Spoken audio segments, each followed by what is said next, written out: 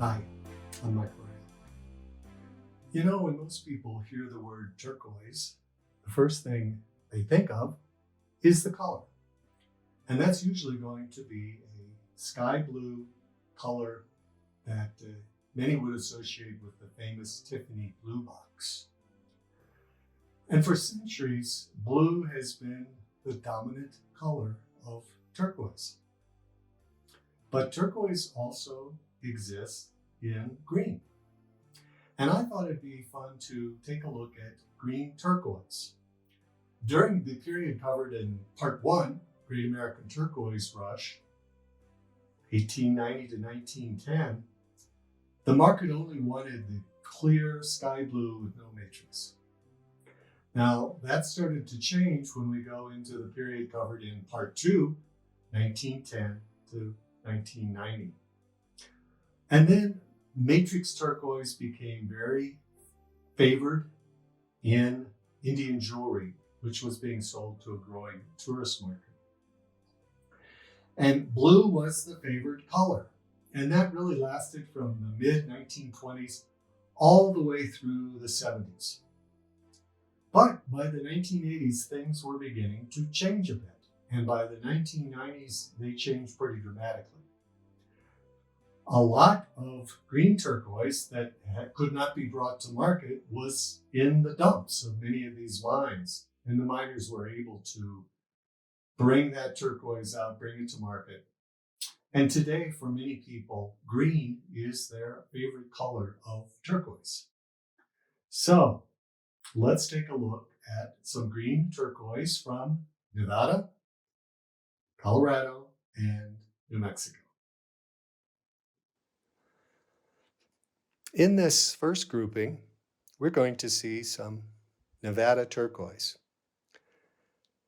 And really, the green in Nevada is most closely associated with the lower part of Crescent Valley, and especially in the northern part of Caraco Lake Valley. So it would be the southern part of Crescent Valley, the northern part of Caraco Lake Valley.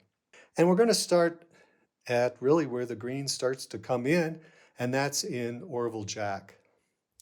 Now, Orville Jack is known for its faustite, and faustite is a hydrous aluminum phosphate in the same family as turquoise, but instead of copper, it has zinc ion, which gives it its distinctive yellow and green tint.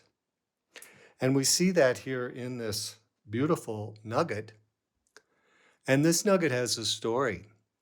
When I went and visited Ernie Montoya, who is really the king of turquoise, and I was able to visit his turquoise cave. And in that, he has hundreds of jars of turquoise that he has collected over many years. And you can hear Ernie's story of turquoise in Turquoise in America, Part 2, 1910 to 1990. So I was looking through all this, and for those of you who know Ernie, he's a very quiet sort of fellow. And I was looking at these, and I was looking at the Orville Jack jar, and I said, Ernie, would you sell me one of these? And he's going, well, no, I really don't want to. So I said, oh, come on, sell me one. He goes, okay, just one. So I reached in and pulled out a nugget, and Ernie said, not that one. So this is the one I ended up with, and it is pretty special. You can really see here the yellow that comes in with faustite, and then especially this lime green here in the top, and a little bluer look down through here. But this is a nugget from Orville Jack. Here we're seeing here more of a traditional faustite look from Orville Jack. And then down here we see the greens. Now, when Orville Jack first began mining that, it was called I'm drawing a blank on what it was called here, but it was blue turquoise is what he was looking for. And what he was finding was a lot of the green. So he just left the green and was selling the blue. And then later on, his daughter and her husband ended up mining the Orville Jack in the 90s and bringing out a lot of this green turquoise. Here we see, as we're going south, we're going to enter into Carrico Lake Valley, and this is a turquoise that is sold as grasshopper. And you can see the kind of distinctive green, a green look there, which is very reminiscent of what we find a little further south at Carrico Lake. And these are very distinctive green that many would call a Crescent Valley green, Carrico Lake green. And then finally, we're going to leave Lander County. All the turquoise that we've been looking at has been from Lander County. But if we go down into the Royston district, which is on the border of Esmeralda and Nye County, we're going to see the distinctive green from Royston. So here we get a look at some different green turquoise from Nevada.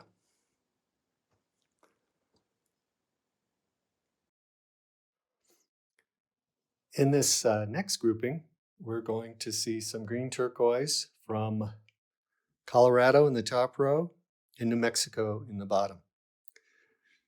In this turquoise from Colorado is from the King Manasseh turquoise mine, which, as the name states, is near Manasseh, Colorado, which is really right in the Rio Grande Valley.